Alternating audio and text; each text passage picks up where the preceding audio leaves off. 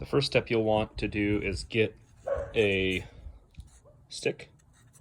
It's a piece of lath used for floating, and you can see it has different size notches. They're for different thicknesses of tile, so this particular one would be just perfect to use my smallest notch, and I'll show you a little bit later what I use this for. It's one of the most important things in the entire float. So this is the Dynacrete deck mud that I use. It's made locally in Northern California, so I like that particular brand. This deck mud is not like concrete. It's not like mortar. You mix it really dry. So there is instructions on the bags. This one is probably a little bit better off working with somebody who's done it before a couple times. I mean, anybody can do it, but you might struggle getting it too wet or a little too dry. But I'll mix this up and show you the finished product. All right, it's all mixed up. You can see we use a hoe. It's a mud mixing hoe. You can use a garden hoe, same deal. One's a little bigger, I like it. So you can see that it's not like concrete or other types of mortar. It's real sandy. You should be able to reach out, grab a little bit, and press it, and it's staying a ball. I didn't squeeze it real hard, but you should be able just to reach out, grab it, and that's what tells you if it's got the right amount of water in it. I like mine just a little bit wetter than most, but lets it dry up and it gets as hard as flint. So we'll bring it inside and get going on it. Okay, so just like before, you're going to make a perimeter screed around the entire outside with your level, about the thickness of your level. So you're going to take your level. This tile, because you want a 1/4 inch per foot, so you can shed water. This tile is a 1/2 inch thick, so with the mortar, the thin set, it's going to be a little more than that. So the idea is to go from the top of this drain, because your tile is going to sit down just below it, or a little bit above it, or flush. So in a 2 foot, so you got a 2 foot level here, area, you should be really close to level, or a little bit, you can be a little bit higher, but after you take into account the tile that's going to be sitting out here on the pan, it's going to be a 1/2 inch higher. So from here to where your tile is, which is going to be about a 1/2 inch higher than this level mark, that's what you're going to roll with. So I like to give it a little bit more of a pitch. It doesn't have to be perfectly level, because you can have a little more than a 1/4 inch per foot. Not much. You don't want to be able to see this big anthill in here, but go a little heavy on the bubble on one side, and it tapped down and made this mark here.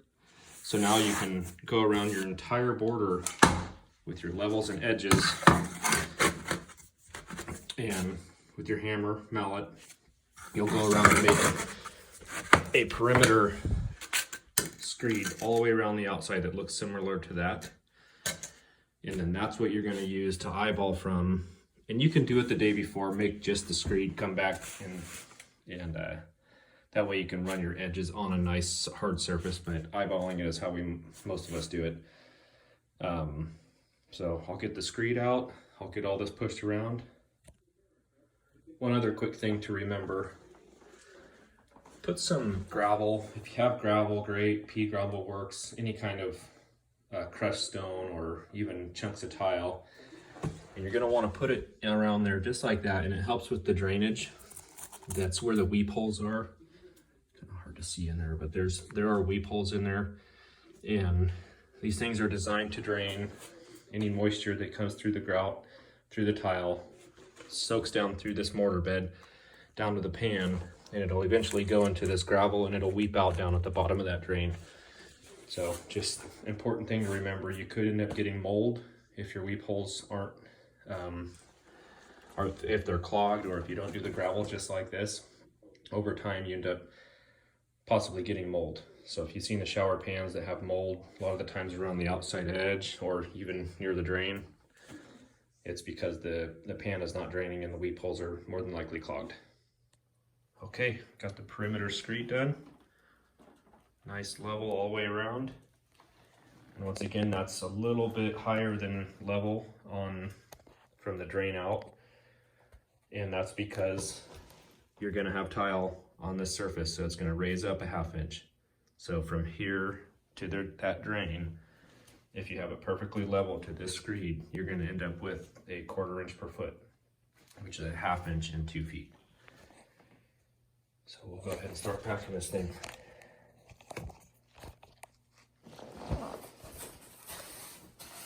Sometimes I'll tape these drains. This one has a protective cover on it, so I just put some plastic down inside the drain so I don't get anything falling down there, and I'll vacuum it out when I'm all done here. So it's about a 1/2 inch higher than the surface that I want to go to. And you're just going to start packing. Not pushing real hard, just letting the weight of the weight of the float and snap of the wrist.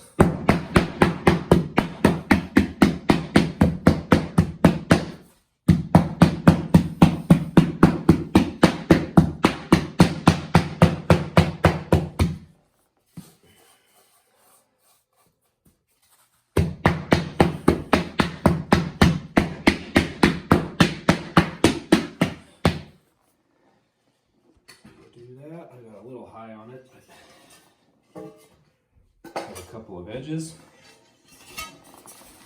And just be careful on your outside edge, because you don't want to dig down into your screed.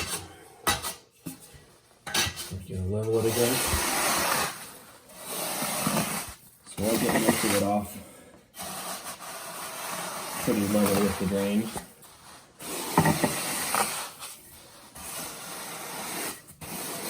And it's called a feather edge.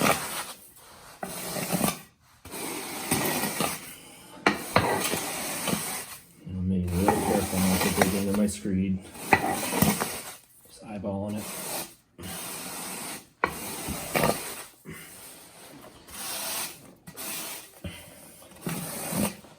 So get it pretty close to that. And then we'll get our stick with our notch in it. And what that's going to do is it's going to notch down right around the drain, down low enough to accommodate the tile. You always want to keep your stick wet. Once again, the whole time you want to be careful not to dig into your screed out here.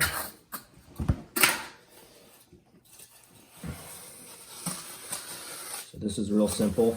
Just rest that notch right on the top of that grate. So that gives me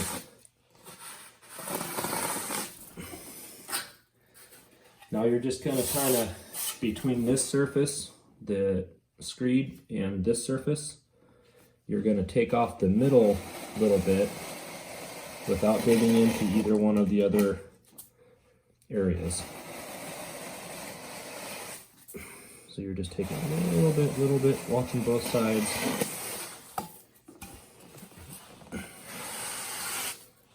And you can use sticks, you can use whatever if you don't have a set of edges.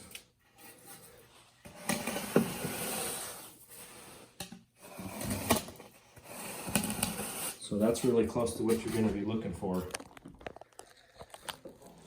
Having it notched down to where your tile is going to sit down in this groove, which once again from out here to here, 1/4 inch per foot. So I'll get the rest of this done.